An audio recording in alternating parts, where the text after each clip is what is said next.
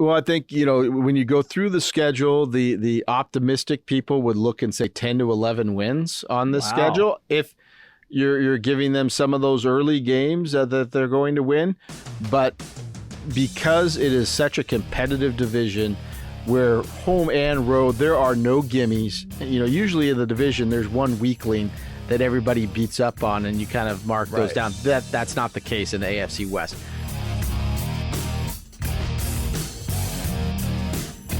Welcome inside the Vegas Huddle. I'm your host, Mike Davis. Today, we need, on this Friday the 13th, we're recording this, we need to talk everything Raiders schedule for the 2022 season. That's why we're here with the great Kevin Bolinger, the Fox 5 sports director here.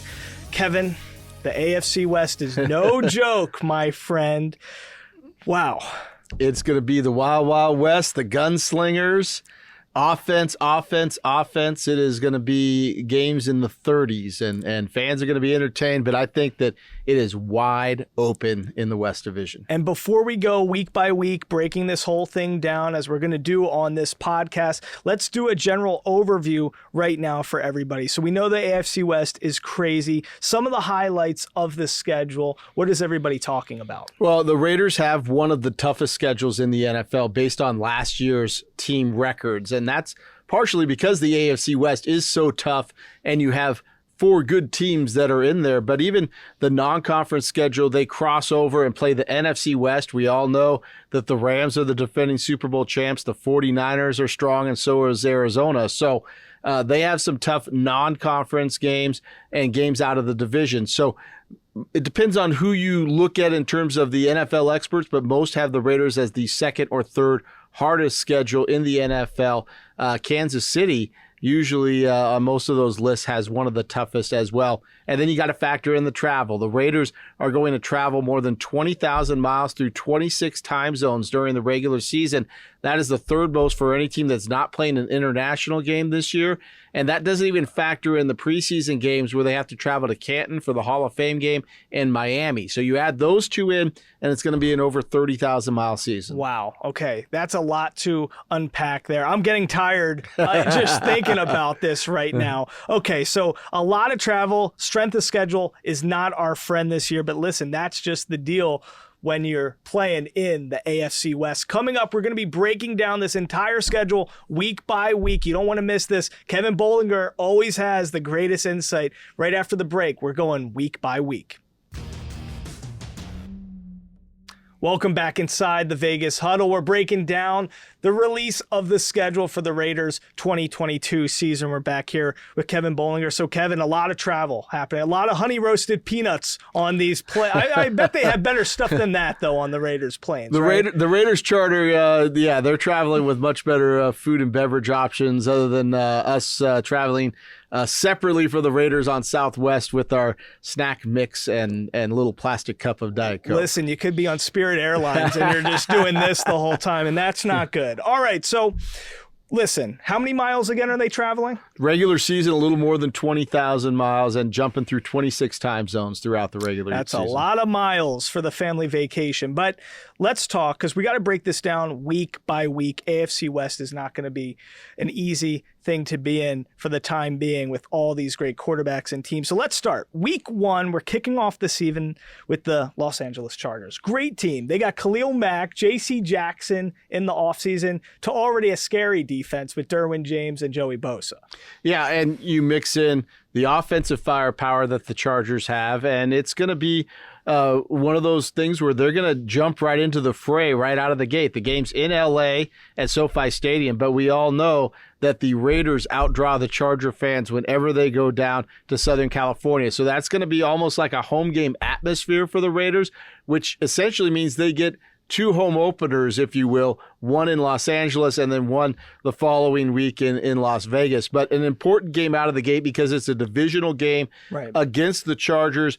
And when most people look at that division with everybody kind of maybe beating each other up throughout the thing, you're going to have to win some road games in the division if you want to make the playoffs. And that's going to be a big one right out of the gate. And listen, Justin Herbert, I mean, he's ascending. He's going to be one of the premier quarterbacks in this league for a long time. What I love about the second game of the season against the Arizona Cardinals here at home, DeAndre Hopkins has that suspension, so we're not facing him that second game. Yeah, you're taking away one of Kyler Murray's main weapons offensively right out of the gate. So if you're going to draw the Cardinals like the Raiders have to this year, to get them early during the Hopkins suspension is huge for them. And it's also a team that, you get them at home, you're going to have the atmosphere of the first game, and that could be something that could help push the Raiders over the edge. We all know how crazy it is in Allegiant, but those special games, the home opener, or games that are vital, just seem to have that extra added juice, and I expect it to be that way for that Cardinals game in week 2. Now, being around players, being around organizations, do you think most organizations tend to like maybe the first game of the season to be more of a Texans game where you're playing an easier team, or would you rather just get the ball rolling and have to compete against the Chargers week 1? What's better for this organization? I think it varies probably by player preference. I would think that you would want a tough game right out of the gate because everybody's fired up for week 1. Right. Everybody's healthy usually for the most part going into week 1. Let's go best versus best, and let's see where you stand right out of the gate. And I think that, with the Chargers going to be a contender in the AFC West as well, that's a great spot for the Raiders to do that. I want to face your best competition early before you get into the weeks where you have injuries, you have guys that need rest, and maybe then you can slide in a game that maybe is a little bit easier. There are no easy games on the schedule in the NFL. We saw that last year with the Texans winning some games that they really had no business winning. So you can't take a week off per se, but I like a big opponent right out of the gate. Okay, that's good. Now, the Tennessee Titans are going to look different this year than most seasons. I mean, obviously they traded A.J. Brown to the Eagles, but I don't love all the stuff that's going on with Tannehill and now drafting Malik Willis and the tension and how he doesn't want to mentor him. So, maybe they're not going to have the same bite that they usually have. They can still run the football. And as long as Henry is there and he had some injury issues, but that guy is just built solid and he is tough to bring down. That is going to be the first time on the schedule that the Raiders' rush defense is going to be tested. And we're going to see the newfangled front line of the Raiders. They brought in a lot of new players on that defensive line. They're going to see a lot of passing. And, of course, Kyler Murray in week 2 getting out of the pocket as a quarterback. But in terms of a straight running game, that is their first test with Derrick Henry. And I think that is going to be one to watch and see where they're at on that first level on the line, and then with the linebackers on the secondary part of that. Okay, now everybody's super excited for week 4 versus the Denver Broncos. Obviously, the Broncos have a new look. They got Russell Wilson as their quarterback now, AFC West divisional game. This is going to be an intense one. New look Broncos, new head coach, some new systems in place there. They've added as well to their defensive part. So this is going to be another gauge type game. The Broncos, to me, of all the teams in the AFC West, is the team that is hardest to put a finger on. Just how good are they going to be? You know what the Chargers are going to bring. You know what the Chiefs are going to bring. And for the most part, you know what the Raiders are going to bring. But there's still some question marks with the Broncos. So I'm interested to see how they match up. The Broncos open their season in Seattle, where Russell Wilson, plays his first regular season game as a Bronco in his old home. And that should be one of the, I don't want to say cupcake games, but Seattle's not supposed to be very good this year. So the Broncos could have a little bit of momentum coming into this game, but the Raiders are going to have to win those AFC West games at home, especially against Denver. And that's going to be a hyped up crowd. Ticket prices for that one are already through the roof, as we know Bronco fans want to come down for that, but they're going to have to pay for it.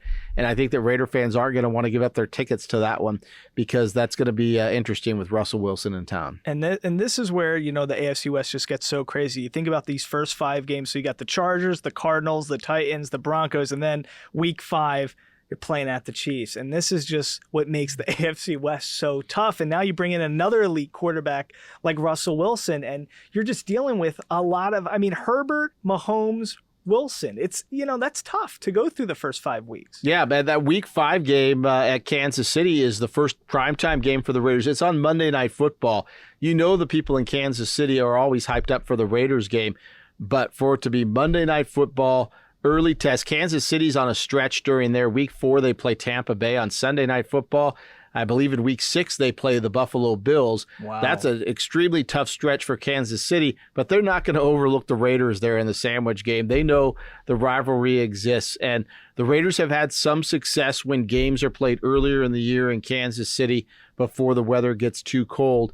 The one concern that I would have if I was a Chiefs fan is their back end. They lost 2 big defensive backs to free agency. Tyrann Mathieu and Sorensen both went to the Saints, and they're going to have some new guys in place there. And in a conference or division like the AFC West that's going to have, guys throwing the football, we're going to see if that new defensive backfield for the Chiefs holds up. So yeah. No Tyreek Hill. I mean, I know they drafted Sky Moore, but it's a new look Chiefs team, and it's definitely going to be interesting to see. So after all that craziness, the good thing is we get a nice bye. I don't like the bye there. You don't? No, it's in week 6, and it's early. It's early. I mean, you think about that. The Raiders have to go through after that and play 12 straight weeks after that, and you want to have a little later bye to get some guys healthy, to get some guys rest for that stretch drive, and especially once we get to the back end of the schedule and how difficult it is, you would like to have the bye a little bit later on in the season. Right. But the bye is super early, and I have to think that they're not overly thrilled with that. Well, we got to hope we don't get into a lull from this bye, because this is probably the easiest part of the season we're hitting. Texans had a top 5 pick. Saints, aren't the same team they have been in years past since Drew Brees has retired. Obviously, they lost, him, and they're still figuring things out with Winston. And then you also have the Jaguars. So that's those 3 games there. What's the deal there? Well, the Raiders put in a request with the NFL to have the games at New Orleans and at Jacksonville in back-to-back weeks, because they're going to more than likely stay back east that entire time. Wow. They haven't done that since 2016. They had a pretty good year that year. And I think that what you'll see them do is probably play that game in New Orleans on October 30th and then go somewhere in Florida and work out all week there, and then go up to Jacksonville after that. So that was a request reportedly made by the teams. Can request if they're going on far distances to try and put games back to back like that, so they can cut down on the travel. It basically takes away one cross-country trip for the Raiders this season, which would change my mileage figures a little bit if they aren't coming back. But I think that would be it could be a key week for them, because you're away from all the distractions and you can focus on the work that you need to get done in between those 2 games that are 2 winnable games for them. It takes the big trip back east off the table in one swoop. Right. And to me, I think, like you said, the NFL is an animal. It's never easy to win a game week to week. But if you're one of these teams that's hoping to take you have sights on the Super Bowl, you got to win the easier game. So, Kevin, a lot of great stuff there. Coming up, we're going to be finishing out the rest of the Raiders schedule, breaking everything down. We got much more from the Vegas Huddle coming up after the break. Welcome back inside the Vegas Huddle. We're continuing to break down the Raiders schedule for the upcoming 2022 season. So, Kevin, now we got to start with Week 10 and the Indianapolis Colts.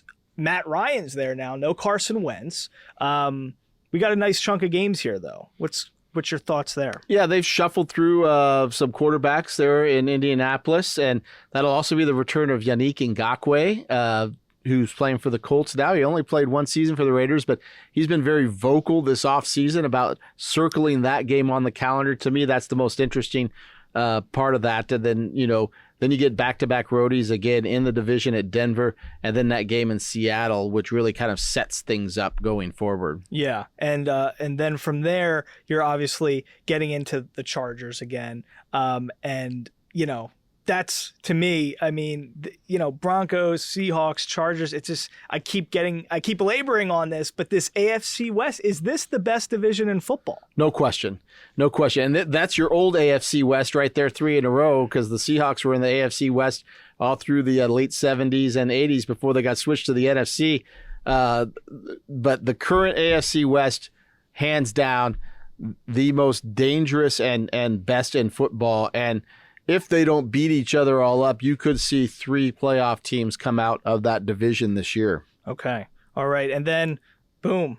I mean, week 14, you got the Super Bowl champs. That's a quick turn. They have the Bolts at home, and then they turn around and play Thursday night football against LA, and that starts a stretch for the final 5 games of the year against 5 teams that all made the playoffs last year, starting with the Super Bowl champs.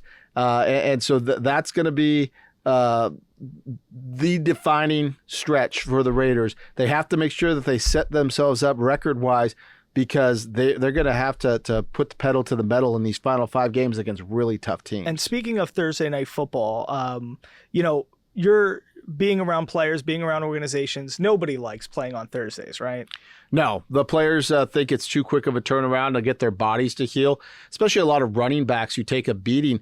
There are times, on a regular Sunday to Sunday thing where they don't even do a whole lot until the end of the week. And now you're asking them to turn around and play again on Thursday night. So most NFL players do not like that, but they also know that there's a financial reason for that, and it's the reason that they make very good salaries to have games on Thursday nights. So they know the good and the bad of those games. Okay. And yeah, I mean, as a fan, I love, Thursday night football. So right now, before we get into week 15, what kind of record are we looking at here? Where do we think we're sitting in the division and record-wise? Well, I think, when you go through the schedule, the optimistic people would look and say 10 to 11 wins on this schedule. If you're giving them some of those early games that they're going to win.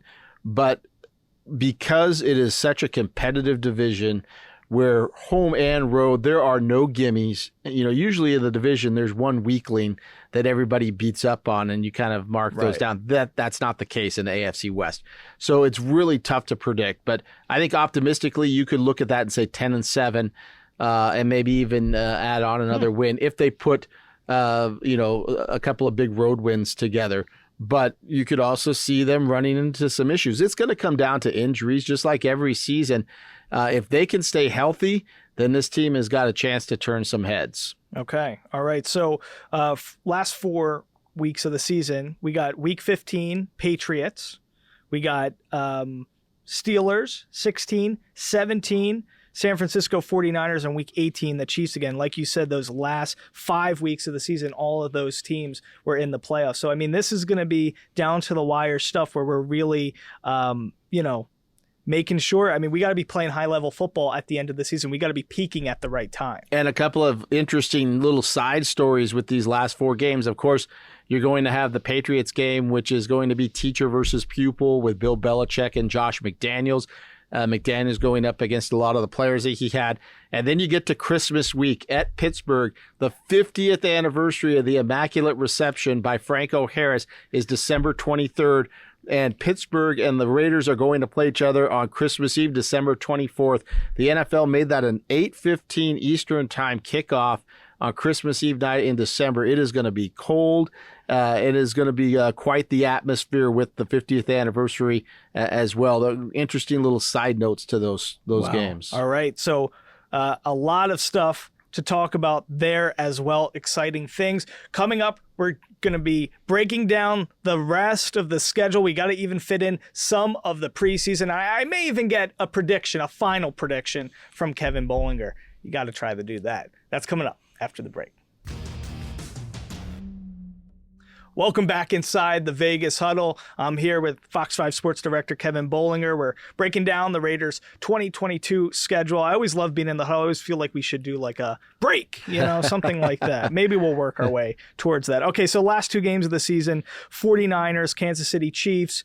It's a tough last stretch. Where are we going to be sitting? Are we going to be gelling it by the time we hit these games at the end of the season? That's going to be, I think, the Raiders want to be in position to where they're already in good shape for the playoffs.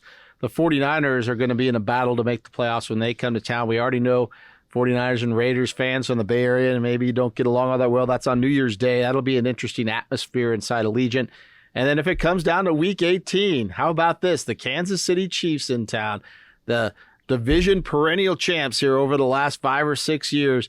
And wouldn't it be interesting if it came down to that game for the AFC West? And I think that, tough way to end it, but also an exciting way to end it. And if you're going to be heading into the playoffs, I think always good to play a solid team right before to kind of get some momentum and see where you stand before you go into the postseason. I love it. And listen, it's going to be tough, but it's certainly not going to be boring being in this AFC West. Let's touch upon preseason real quick because, preseason, it's one of those things. I think a lot of people overlook it, but, there are some telling signs from the preseason. What are you thinking about preseason-wise when it comes to the Raiders? Couple of important things. Number one, they get in the Hall of Fame game this year in Canton, which gives them an extra preseason game. NFL teams normally play 3 nowadays.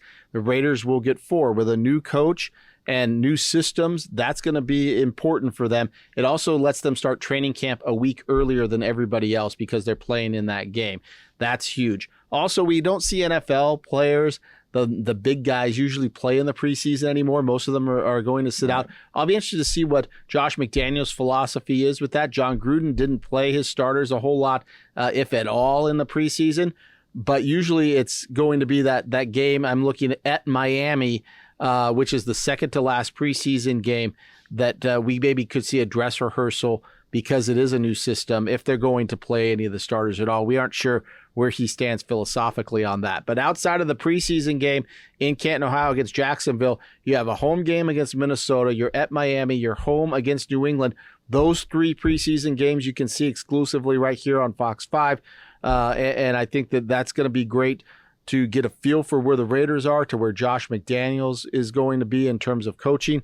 And it gives us the ability to do pregame shows to give people insight into this year's Raiders team leading into those games. So we're looking forward to the preseason. Definitely. You got to be here, Fox 5, checking those games out. It's going to be great to see Josh McDaniels week 15 and that preseason game week 3 playing against his mentor. And there's also talk that the Patriots may come into Las Vegas prior to that preseason game and do joint practices here in Las Vegas.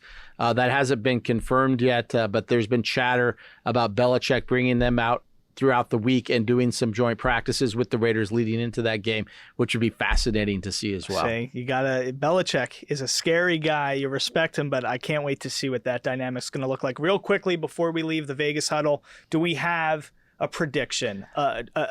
What's our win-loss record going to be looking like? I tried to be realistic going through this week by week, and I came up with 10-7. I think 10-7 is realistic for the Raiders this year.